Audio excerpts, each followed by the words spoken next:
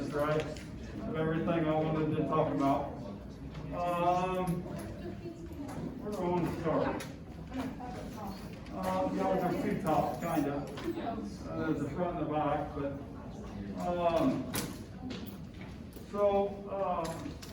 let's start here. Number one, I have a set of test corrections which have no name on them, and so I would love to award whoever did these credit.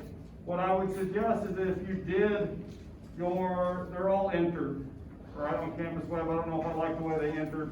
I had to put a point value in, but I made it extra credit, so I'm not sure how that all works, the way you guys see it, but anyway, if it looks weird, let me know. But I made the assignment worth 25 points, and then made it extra credit, and so if you did the test corrections and your test correction is not there, then come see me, okay? So is that a good way to do that? Yeah, so, but if you did the test corrections, please come see me. Let's take that off, and then everybody can hear me. And then everyone, go to Campus Web anyway, right? Check your grades, make sure you aren't missing an assignment, those types of things. Something that we can remedy this week that when we get through next week we can't, okay? So go check that, make sure everything is there. Everything is entered right now except for the cyanate lab, the gas lab, and the thermochemistry that we're doing this week.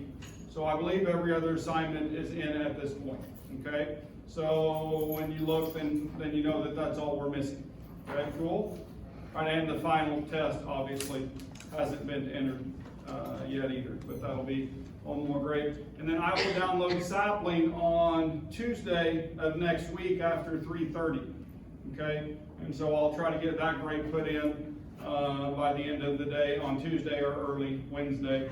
So that part of the grade will be completed, and we'll enter the labs as we finish them, okay? So I can't give you an exact day when they'll be finished, but we'll work to get those done as soon as possible. Cool? All right. And the final, as I said, the test opens Saturday at 1:30. It will close Tuesday at 3:30. And at that point, I won't accept any more coursework.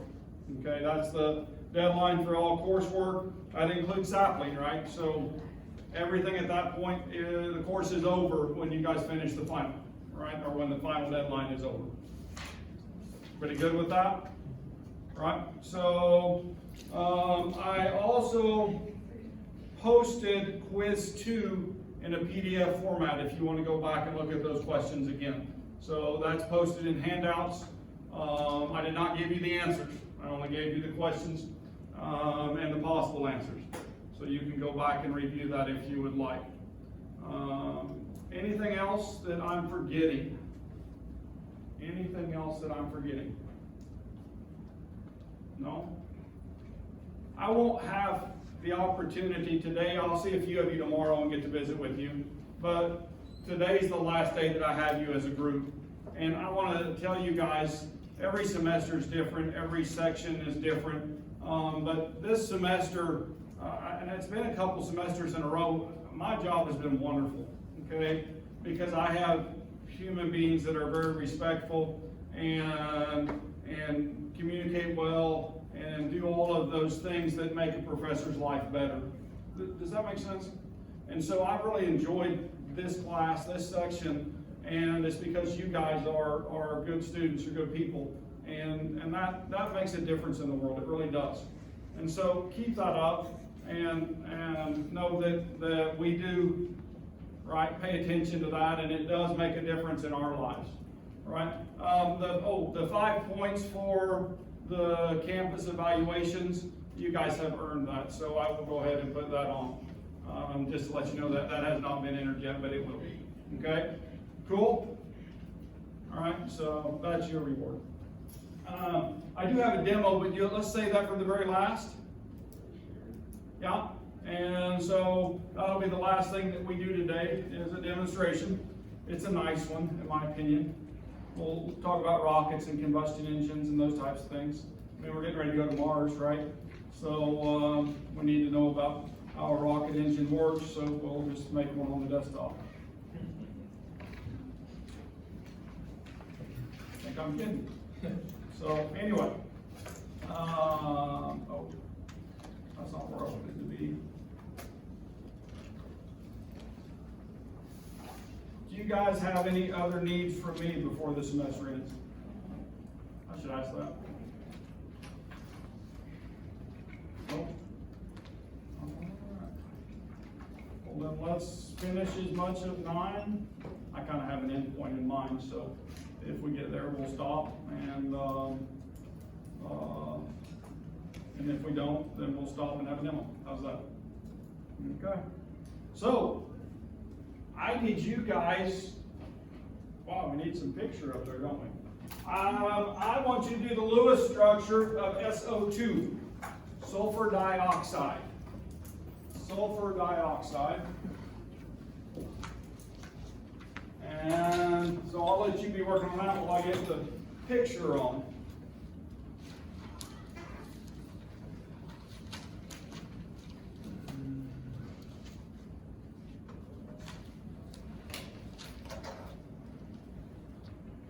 We're working on number 7 up there, SO2.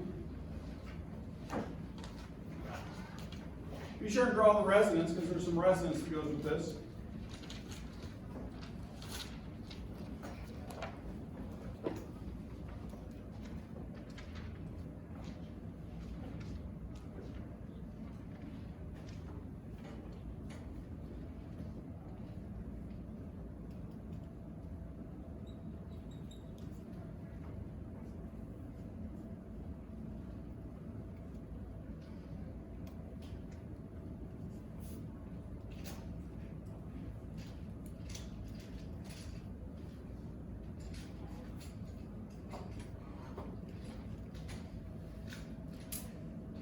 Sheet. How are you guys doing? Those top 2 are obvious, right? The bottom one defies the octet rule, right? But there is some argument that the structure goes from tetrahedral to trigonal planar as it resonates between those forms, right? And so where we have 3 things attached to the middle center, but in a sense 4 bonds and 2 electrons. So now wait a minute, can sulfur have an expanded octet? Yeah. Is there examples of it that you know of? Sulfur hexafluoride is an expanded octet for sulfur. Sulfur is down that period, right? Lower than nitrogen, for example, which won't host that extra pair, okay? But the sulfur will because it's larger in diameter and can hold that, okay? So just to let you know that we kind of had a little bit of conversation about that the other day. I think it was in this section. This one can expand, and so those would be the resonance forms. Now, well, let's talk about that. I said it's actually in all cases, it's not tetrahedral at any point, is it?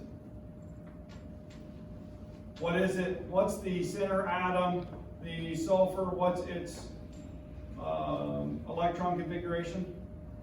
Trigonal planar. It's all trigonal planar, isn't it? And then what's its actual geometry in terms of the molecular side? Is it bent? Does everybody agree with that? Yeah, so that one lone pair pushes it down. In the case of tetrahedral, I guess I was not really thinking, but the oxygens, they would be tetrahedral, right? In terms of, I looked at this oxygen, it has 1, 2, 3, 4 things around it, and this one would be the same too. What's the -1 up there and the +1? What are those called? Those are formal charges, so you recognize that, right? So we've been calculating those, and so that's showing the actual formal charge on each. And in this case, then all the formal charges are 0, right? And so, anyway, still works. All right. How about NH3? You guys should have this one down. We've done it a number of times, right? NH3.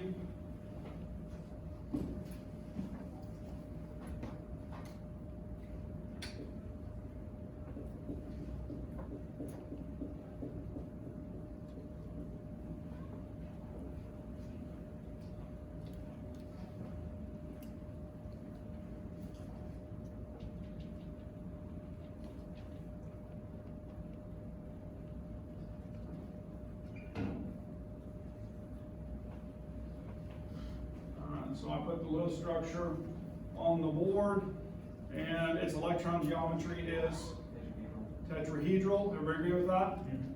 And what about its molecular geometry? Trigonal pyramidal, or triangular pyramid, or yeah, something along that line. That's correct. All right. How about CF2Cl2? CF2Cl2.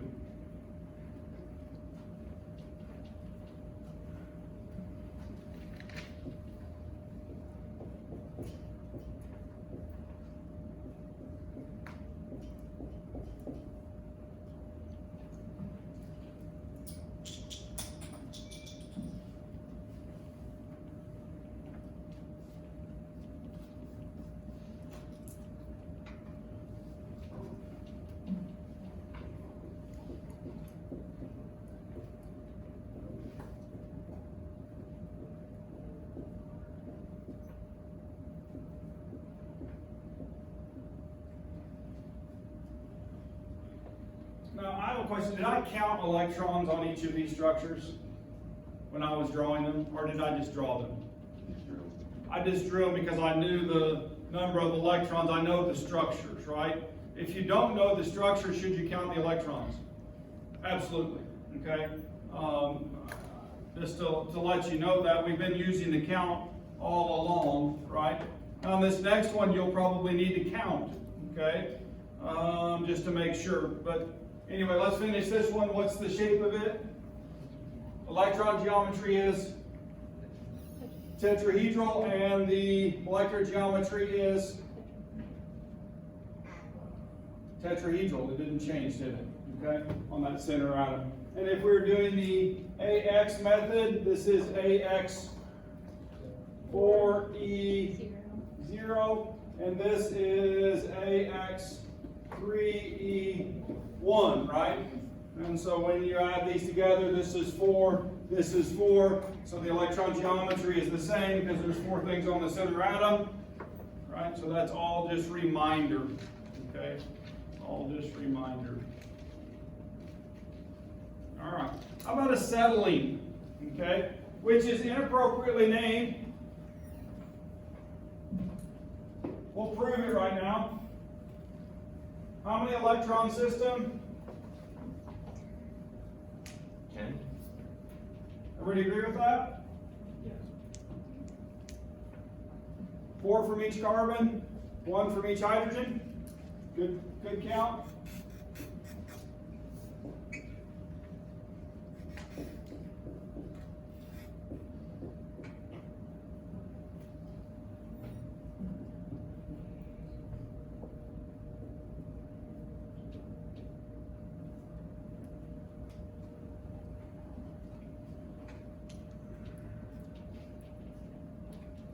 All right.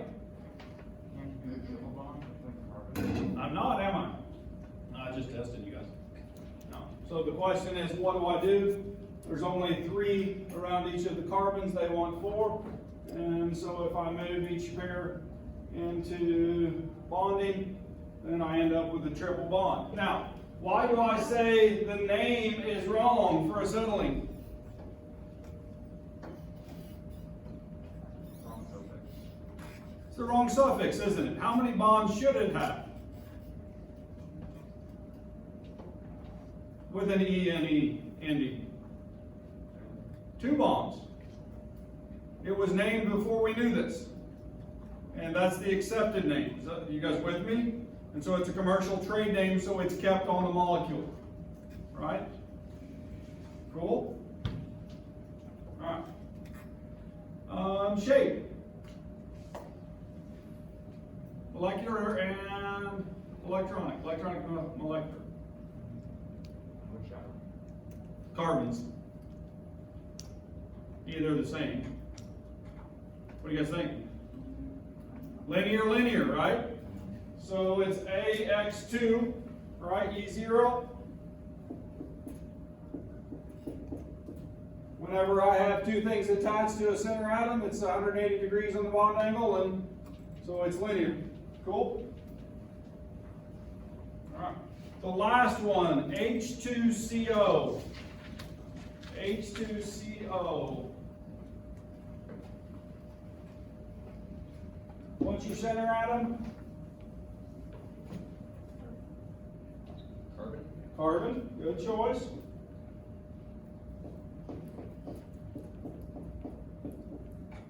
How many electron system? 4 plus 6, 10, 11, 12.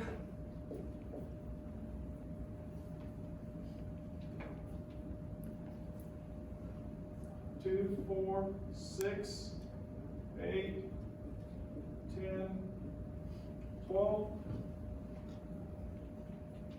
Carbon's not happy. Carbon's not happy, what am I gonna do? Make a double bond. I'm gonna make a double bond. I'm gonna move one of those lone pairs of electrons and make a double bond. And so now I have that. What is it, AXE wise? AX3E0. Whenever I have AX3, 0, when I have three things attached, what is it? Trigonal planar, right? And what's the bond angles? 120 degrees, right? Or thereabouts, okay? I realize that certain things take up more space and we'll change those bond angles a little bit, okay? In fact, I think the next slide actually discusses that, or one very shortly. There it is. Effects of lone pairs, right? And atoms can do the same thing. They're great big, then they can take up more space, right? And so they crowd something else, change bond angles.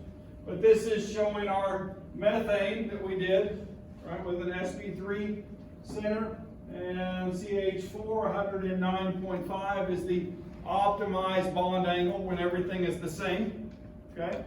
But when I replace one of those hydrogens with a lone pair, as we see in ammonia, right? And so I have, instead of AX4E0, I have AX3E1, right? So I've replaced that. Then my bond angles on the atoms that are still remaining, as long as they're the same, are 107.5 degrees, okay? When I add two lone pairs, for example, water would be a nice example, then those hydrogens move to 104.5 degrees in terms of the bond angle, okay? So what happens is it pushes the lone pair, takes up more space, and pushes down the bond angles, okay? So structurally it changes it a little bit, it tweaks it. Questions on that? Bless you. Let's go, we go home. All right, so this brings up, we talk about straight chain hydrocarbons, right? But in reality, is the chain straight?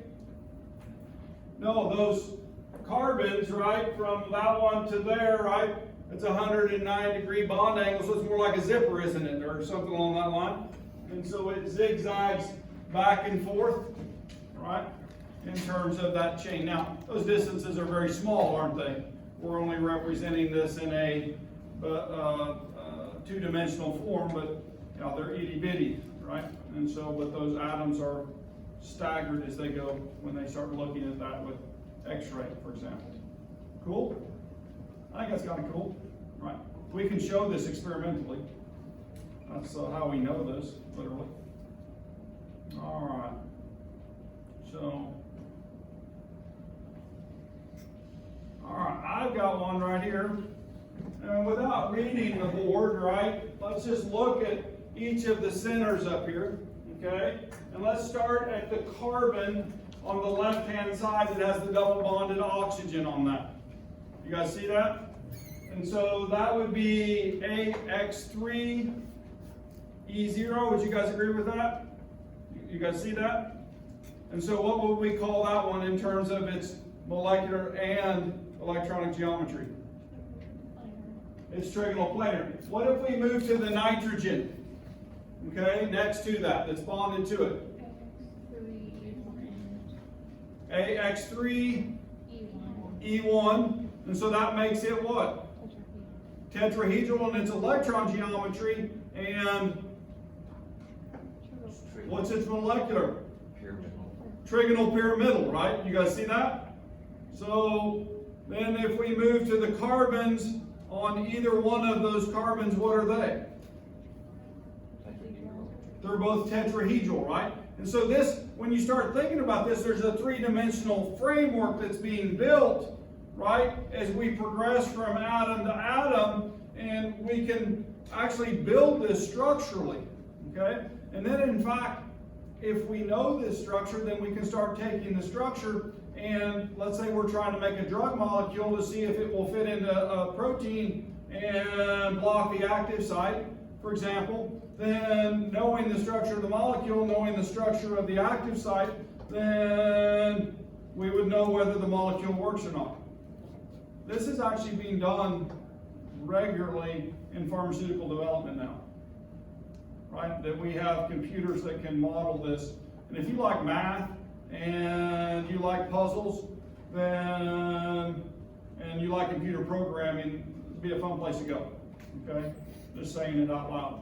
There's a lot of cool work being done there, right? So anyway, now, the bond angles are all given in this also. We kind of went through those just to let you know that, but they're given there. But you guys can see how understanding this structure helps us to do many things, all right? Understanding of why things happen, why the reactions happen where they do. Other structures that I want you to know, okay? And however you learn them, memorize them, those types of things. We work mostly with octet rule, right? But there are atoms that go beyond that. In fact, we saw that in the resonance of the SO2. And here's some 5 and 6 electron pair centers and their names, right? And so when I have AX5E0, right?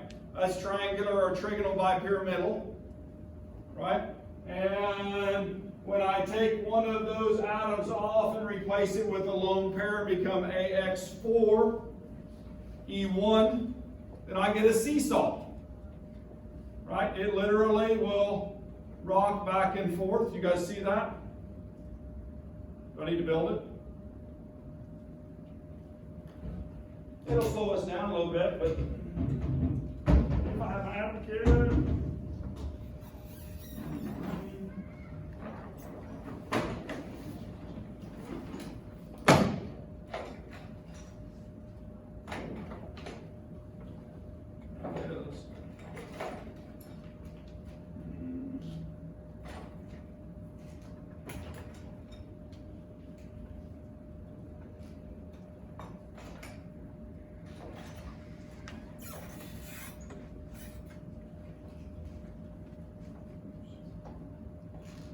Got that in the wrong spot.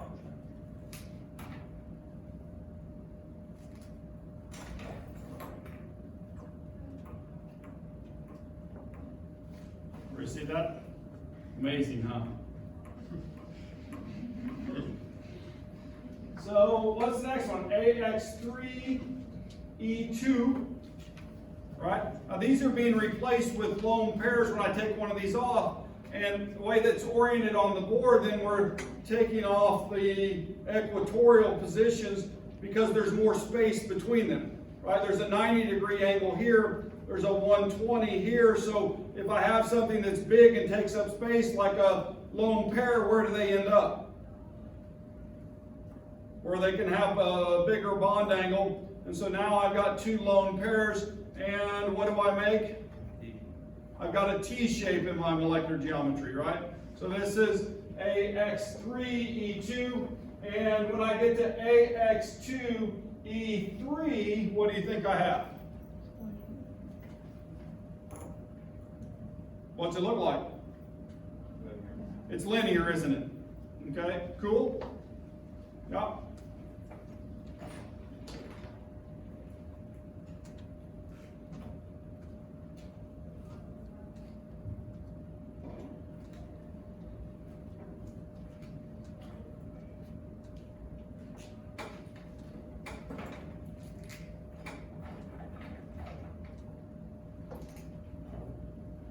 What do I have here?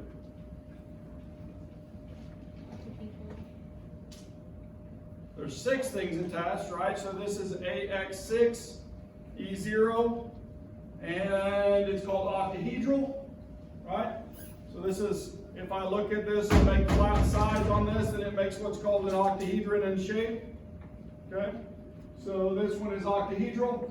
If I start removing, right, and put on a lone pair, then I have AX5E1. Now we're in Egypt, right? Because I have one piece of the bipyramid, square pyramid, the octahedron, right? And so they call this a square pyramid. Right, you guys with me? Yeah. And then if I take off 2, then I'm left with this, and this is called square planar. Right, you guys get that? Where instead of trigonal planar, it's got 4 things, so now it's called square planar. Electron geometry octahedral, the shape. So I want you guys to know these shapes. Okay, I'm going to ask you them, and in some form or another, and expect you to know even the expanded octets, we want to call them that, or we want to say that it's 5 and 6 electron pairs. I think it's 5 and 6 electron pairs. Okay, so cool. All right. Best for valence shell electron pair repulsion model, right? That's what we've been using to make those structures. All right, now, so here's a Lewis dot structure, right, for PCl3, right? How many things are around that center? These are my old slides. I just threw them in here for a little more practice and review. How many things around phosphorus? 3 chlorines and a lone pair. So AX3E1, right? And when I have that as trigonal pyramidal in terms of the shape, right? And how about 5 fluorines and 1 lone pair?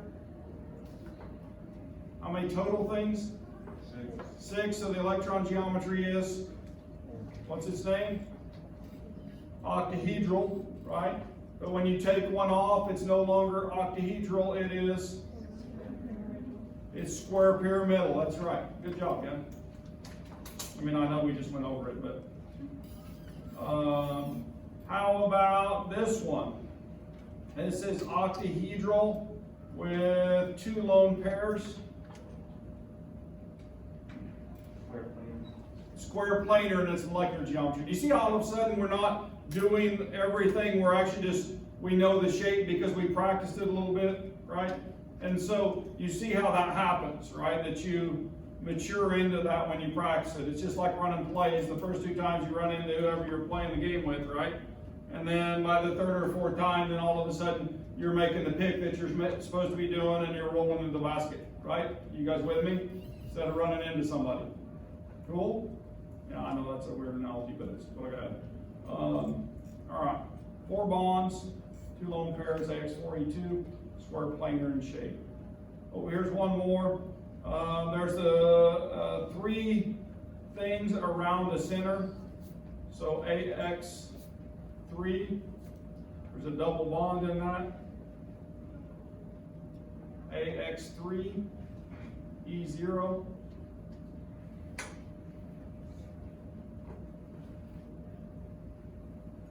What's AX3E0?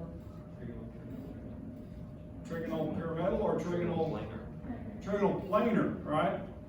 So 3 bonding pairs, 0 lone pairs, and that's the other naming system that an older book used. But it's AX3E0, trigonal planar in shape. Okay, so all right. Anyway, questions on that? Kind of walk through a lot of structures.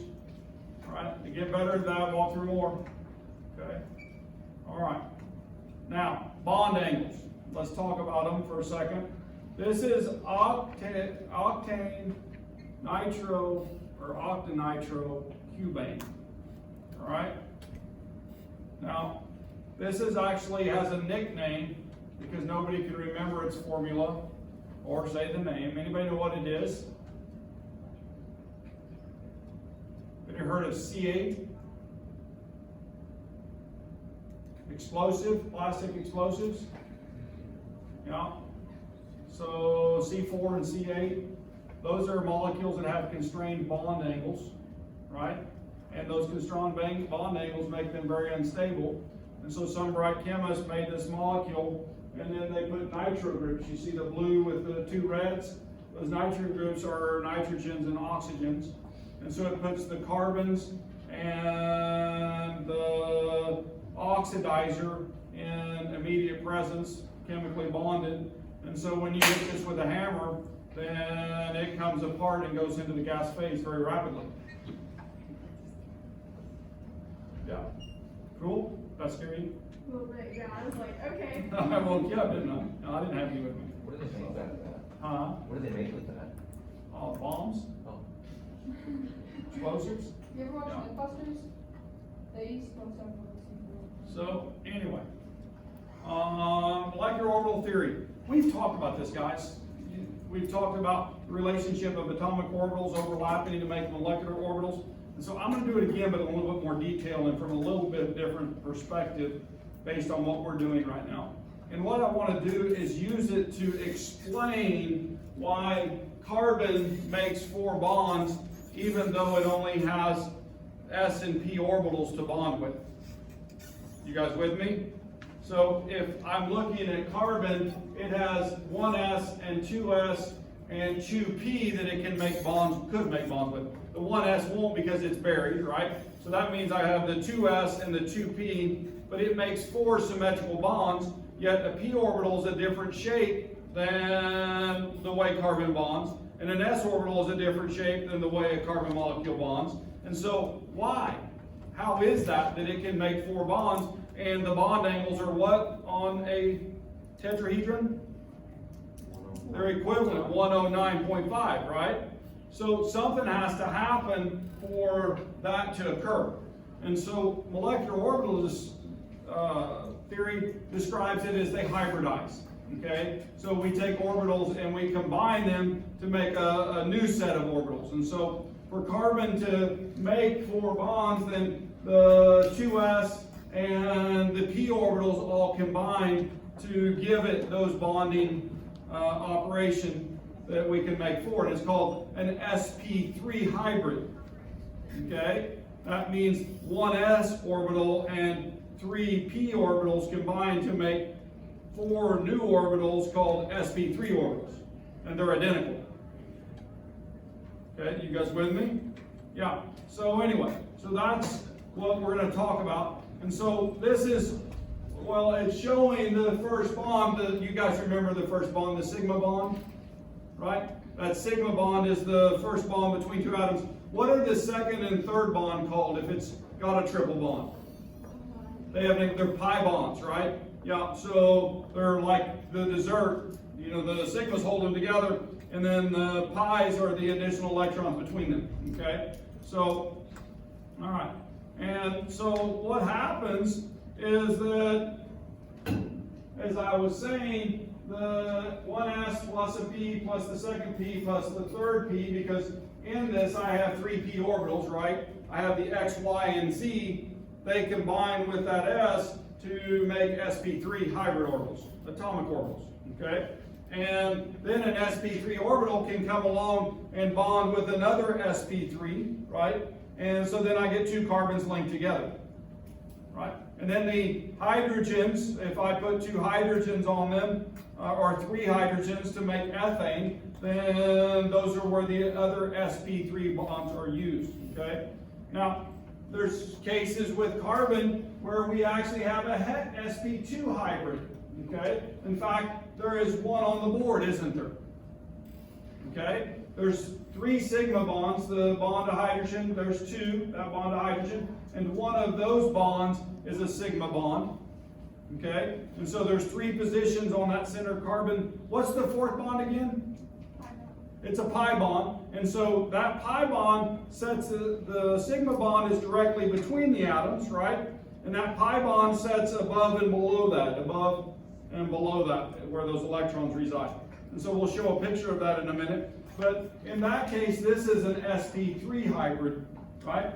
And so then sp2, you guys drew one, there's one on your paper. Can you identify which molecule you drew that the carbon, right? There's two of them in it. Those carbons are sp2. Can you tell me the name of that?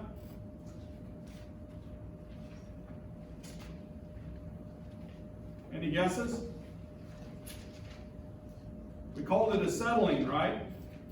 So that carbon in that has a sp bond, sigma bond with the hydrogen, and then a sp sigma bond with the other carbon, right? And then the other two bonds are what?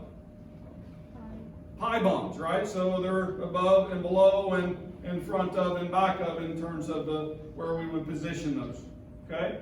And so that's a case of sp. Now, I want you guys to know those, right? I want you to be able to say, oh, that's a tetrahedron, so that's an sp3 carbon. I want you to be able to see a carbon with three things attached and know that that carbon is sp2, right? In terms of its molecular orbital theory. And if it has two things attached, then what's it called? sp, right? And so anyway, and then unhybridized p orbitals overlap with unhybridized p orbitals on the neighbor to form what's called a pi bond, all right? All first overlaps are sigma bonds, all of them. So when I'm bonding a hydrogen molecule, I get that 1s overlap, and that's normal, and so those atomic orbitals make that molecular orbital. There's no change, no hybrid, right? But and so that's an s orbital combining. But when I get to hydrogen and fluorine, right? So there's a single relationship. But what about the hydrogen fluoride, right? I get an overlap on that of a 2p orbital, or is it a hybridized orbital? Does the fluorine have lone pairs in addition to that bond to the hydrogen? And are they spaced in a tetrahedral format? Yeah, so that's actually a hybridized orbital that's bonding, and I know the slide says it's a 2p, right? But I disagree that it's actually an sp because those are symmetrical around the fluorine. And so anyway, what we're talking about is that sp 1, 2, or 3 hybrid. This is just a picture of the orbitals combining. So we have a sphere and 3 dumbbells, and they change when I take one of those and one s, put them together, then I get the sp, and I still have 2 pi orbitals remaining, or p orbitals remaining to make pi's. All right, and energy-wise, if you want to look at the energy diagram, this is showing that for beryllium, it's showing 2 electrons in the 2s, right? So we have a 1s2, 2s2. You guys with me? Right? So this orbital box we're showing right here is the 2s, and it has 2 electrons in it. Okay? But for us to make a molecule like beryllium fluoride with 2 things attached, then what happens is we need those to make 2 bonds, right? We need to have them into different orbitals, and so they're going to hybridize into an sp hybrid orbital. And so what happens is that we call it promotion. Electron gets bumped to p, and then the energy-wise, they call it hybridization. Then one of those comes down, and we get the sp hybrid orbitals, and then we have empty p orbitals, which can do additional bonding if the molecule warranted it. Okay. But anyway, these are what bond with the fluorine.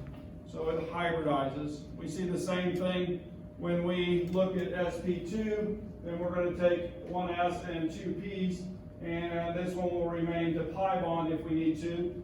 You guys see where there's an orbital pi bonding there, right, with this carbon? So that's the not used orbital. Well, it's used to make the second bond in that case, okay? But anyway, we form an arrangement which we can get 3 things attached when they hybridize. And so what we're going to do is take one of the 2s electrons, bump it up, and then we hybridize. We end up with 3 sp2 orbitals and 1 empty p orbital. Okay? molecule. This is, for example, boron BF3, and that's the best friend molecule, right? You could have 3 of them. All right, and then our sp3 hybrid, where we take all of the p orbitals and the s orbital in that plane, and we make our tetrahedron. And so we take 2 electrons from here and bump, or take an electron from here, bump it up to here, and then those hybridize to make 4 equal energy orbitals, and those are called sp3, 4 bonding locations, and we've seen many cases of methane or whatever that may be. Now, when I do this, well, let's talk about ammonia for just a second. How would this electron fill here look for ammonia? How would it look for ammonia? What would change?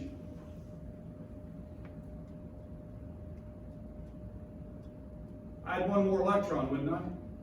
And so I would have a down electron in one of these boxes, right? I still have 1, 2, 3, 4 sp3 hybrid orbitals, right? You guys with me? If I moved over to oxygen 1 more and was looking at about how it hybridized, then I would put 2 down arrows, wouldn't I? And it has position for 2 things to bond, right? You guys with me? See those changes, how that occurs? If I move to fluorine, then how many of these boxes would be full? 3 of those boxes would be full, right? And so that would leave 1 electron to bond. How many bonds does fluorine make? 1 bond, right? So you guys are seeing how this correlates to what we've been doing. In fact, we're doing what we're doing right now is what you guys are doing, whether you realize it or not, in your building of structure and those types of things. Okay? We just do it without the energy blocks present. Cool? All right? Or the orbitals, if you want to call them that. So, yeah. So this is just showing other systems. This is the nitrogen that we were talking about, and here's where it shows those boxes. Here's oxygen, right? And so we see it has 2 positions to bond, and so 2 hydrogens come along with their s orbitals, and they overlap with that. Cool? All right. I think I'm going to throw up this slide and let you guys look at it.